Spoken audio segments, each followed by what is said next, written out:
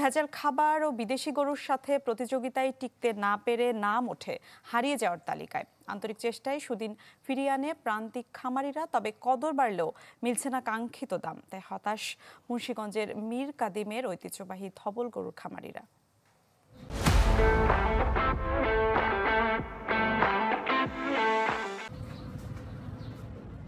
দেখতে ধবধবে সাদা, তাই নাম দেওয়া হয়েছে ধবল গরু। চোখের পাপড়ি থেকে শুরু করে সারা দেহ সাদা রঙের বলে আকর্ষণও অন্যরকম।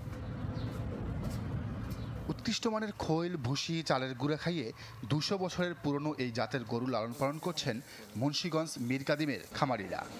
এগুলো এক একটা দেখতে পরীর মতো, আর এগুলার মাংস গোস্ত অনেক সুস্বাদু। অন্য কোনো গরুর সাথে তুলনায় করা যাবে না, কারণ এই গরুগুলা অনেক যত্ন করতে হয়, অনেক লালন পালন, নিজের সন্তানের চেয়েও বেশি এগুলারে লালন পালন করে খাওয়াইতে হয়। ঘনিয়ে আসছে কোরবানি ঈদ, বাড়ছে ক্রেতার আনাগোনাও। তবে দাম নিয়ে হতাশ খামারিরা। বলছেন পূর্বপুরুষের স্মৃতি সংরক্ষণে শ্রম দিয়ে গেলেও মিলছে না কাঙ্ক্ষিত দাম। দ্রব্যমূল্যের যে ঊর্ধ্বগতি, গোখাদ্যের অনেক দাম, সেক্ষেত্রে নতুন উদ্যোক্তারা মুখ ফিরিয়ে নিতেছেন। অন্য জায়গার মাংসের মধ্যে মাংস পাক করলে ইয়ে দেয়, ছাইরা দেয়, আর এগুলো চাকা চাকা থাকে।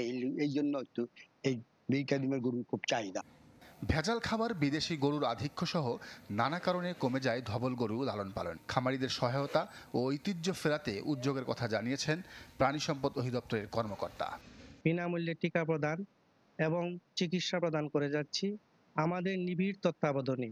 এই গবাদি পশুগুলা বড় হচ্ছে এবং খামারিরা দিন দিন আগ্রহ পাচ্ছে, উৎসাহ পাচ্ছে, নতুন নতুন উদ্যোক্তা সৃষ্টি হচ্ছে। আশা করছি ঈদে এর সংখ্যা আরো বৃদ্ধি পাবে। শৌখিন মানুষই ধবল গরুর মূল ক্রেতা। খামারিদের আশা, এবার প্রতিটি গরু বিক্রি হবে ১.৫ লাখ থেকে শুরু করে ৬ লাখ টাকায়।